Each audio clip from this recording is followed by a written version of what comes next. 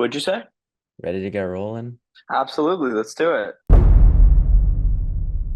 I mean, you completely got me in the solar industry in the first place. I never Yeah. would have expected to be here without you kind of making that suggestion, and I feel like I've just absolutely just exploded into this industry, like nosedived into it, and now Yeah. I'm pretty advanced. Like I literally moved to Boston. What's your MRR looking like now?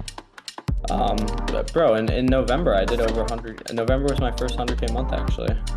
Nice, dude. That was Congrats. off of 12 deals. And it's like very low effort. It's literally like ungodly easy. Like, I don't know why everyone doesn't do it. In this video, I'm going to be showing you guys one of my clients, Noah, who started with no agency in spring of 2024, and he grew his agency to 100K a month for the first time.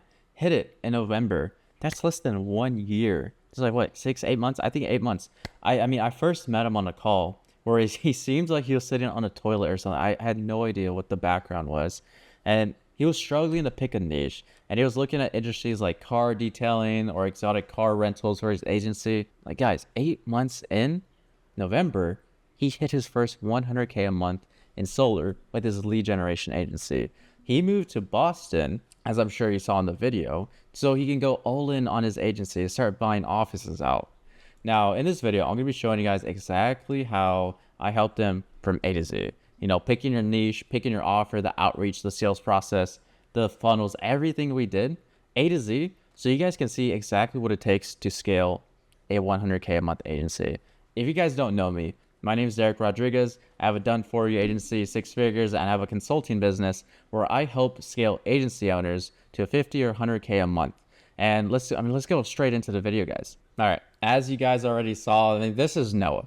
Like, I think that's a painting in the background. It looked like a toilet lid, like from memory, from a long time ago. He was at 0K a month, or he might have had like one client or two from like some random niches or some like e-commerce thing. I don't remember. Just like some part-time contractor kind of thing. No real agency. And here's his Instagram if you guys want to see. He's like an actual real dude, but this is Noah now, or at least it was when we hopped back on our call there. I mean, he's still got a bathroom in the back, but like he's in a completely new place. He's in Boston, and bro is cooking now. So let me show you exactly what we did. Go straight into it for you guys. We're not gonna waste any time here. For the niche, I told him to go solar. Now, why would I tell him to go solar? Well, there's some things here. It's easy to sell 2 to 6K packages in the solar niche. Why? Because these guys, it's like $15,000 to $25,000 for one job. So if you get them one client, you're getting like 2 to 6K is nothing. It's high demand. It's a booming industry. And the only cons that I hear from people are that it's oversaturated. Now, I don't believe in oversaturation. I've already made videos over that. I've had clients like Noah, obviously, break through saturated niches, or even like other niches like roofing or like dentistry, med spa. Like, these are saturated niches, but how come they all break through, get 20K, 50K, 100K? How does that happen? Well, Alex Demosi says that being in a niche that's oversaturated, it's just proof that a lot of money is flowing there, that it's a proven place and niche to make your service go to. And the problem always comes back to the offer. If you have a bad offer, you're going to be part of that oversaturated ocean because that's what everyone else is doing.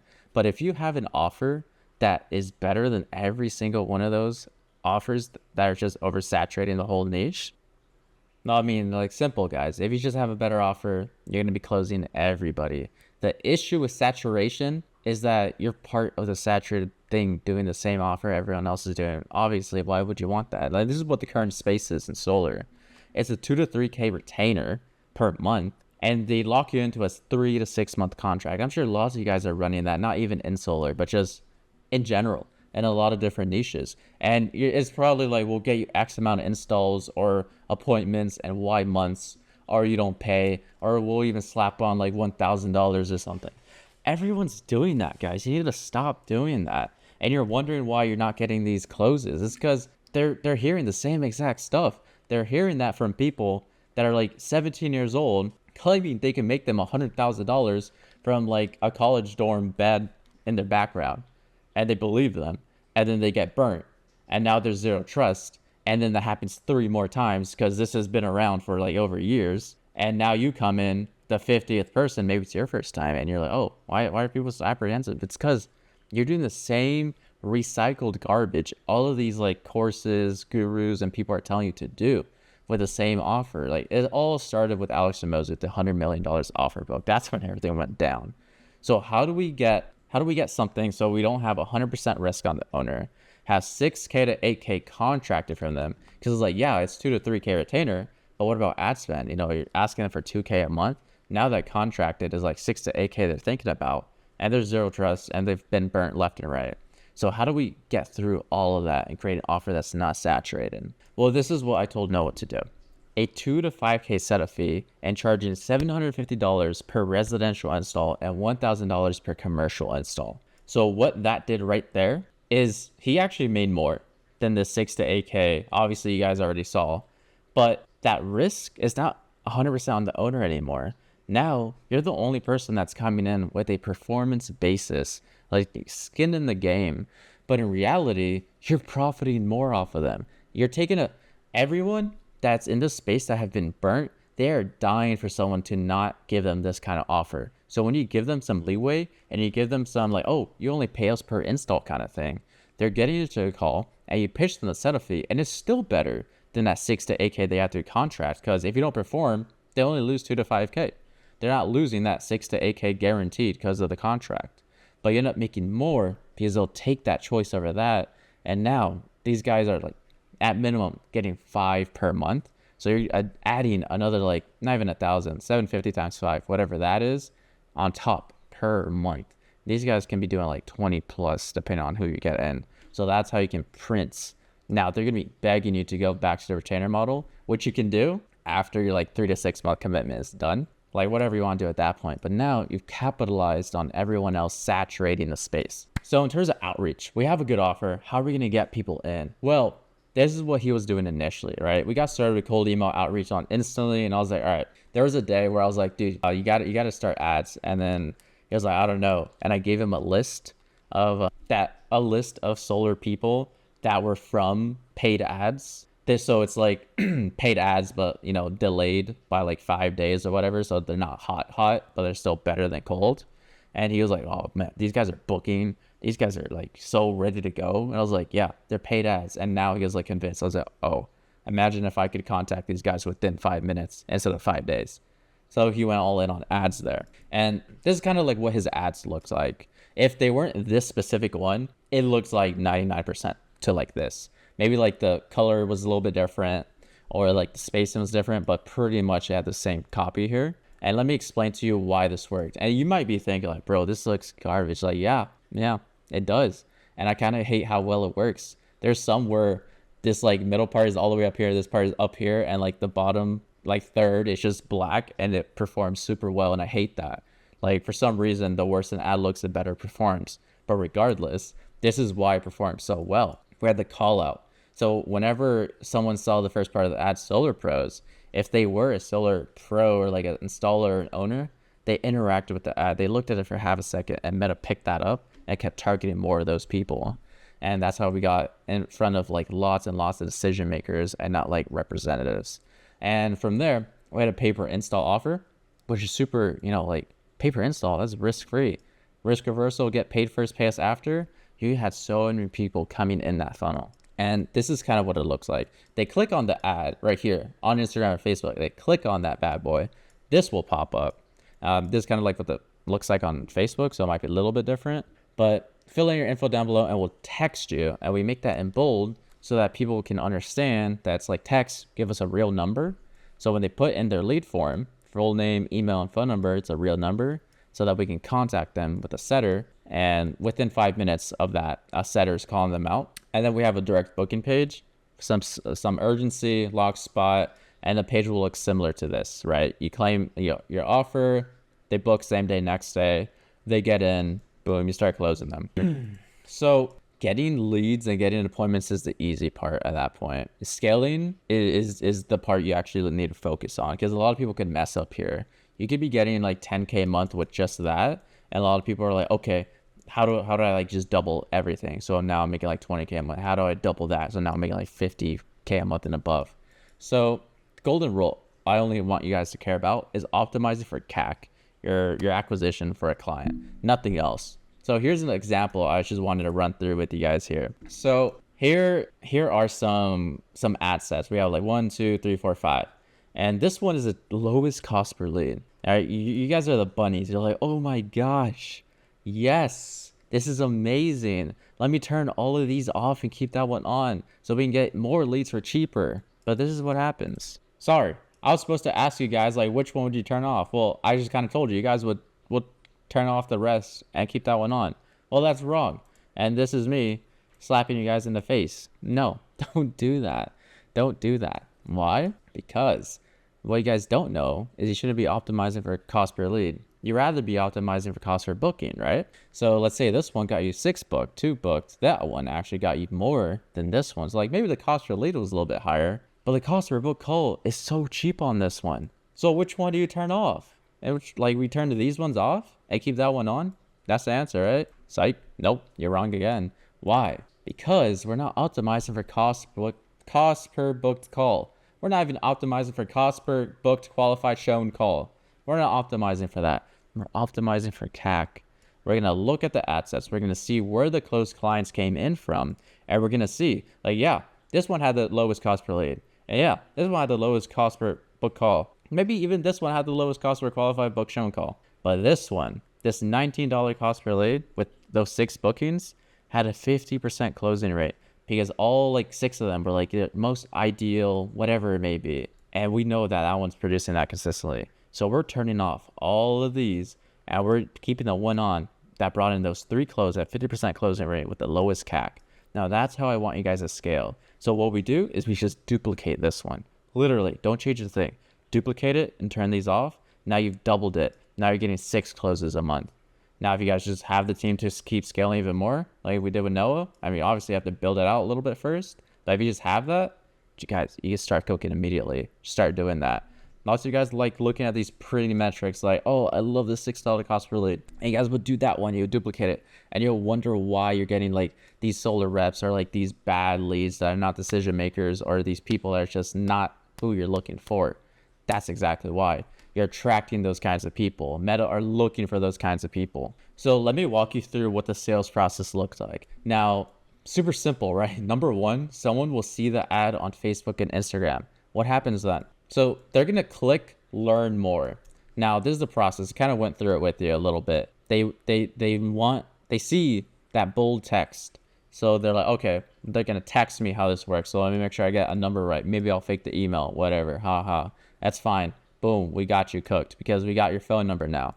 The moment they fill that in, Go High Level, Zapier, whatever integrations you guys have, we send that over immediately, gets notified a commission-based setter that calls them up within 5 minutes.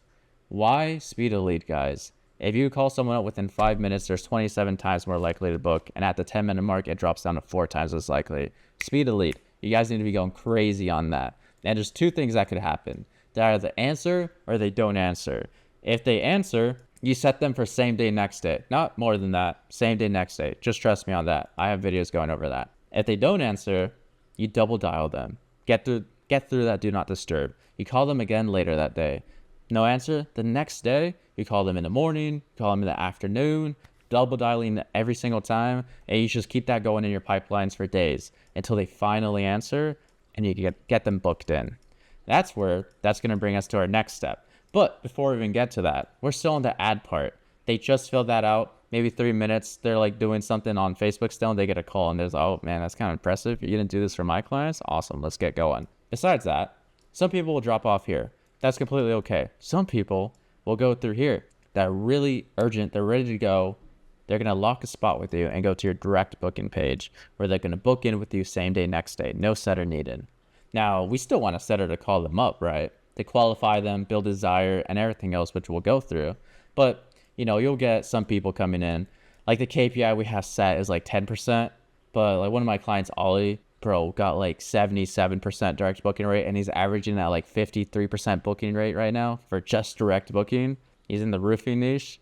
And you have other people doing like 30%. It's insane how well and simple these landing pages are. Like, we need to optimize for the conversions here. We don't care if it's pretty or not. We care about getting that direct booking percent up. So what happens afterwards? Well, the moment they book, a lot of things are happening. But number one, they're going to be sent over to this VSL page where they're going to be watching videos, like a little pre-call video right here. And right afterwards will be like a 30-minute, 10-minute, 60-minute, depending on the niche VSL video where you're going through your service, whatever it may be.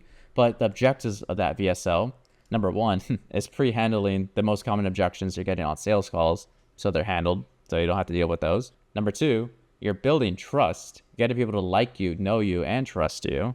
And number three, you're showing them a unique mechanism, which is different than everyone else. Like for Noah, we in the VSL were saying like, yeah, this is the ad, this is how it all looks like. You're probably dealing with people that are doing like 2K retainers. That's not what we do. You're doing pay per install, blah, blah, blah. And you're just explaining the base concept of the service. You're making yourself look different than everyone else in those saturated niches. Look at your competition.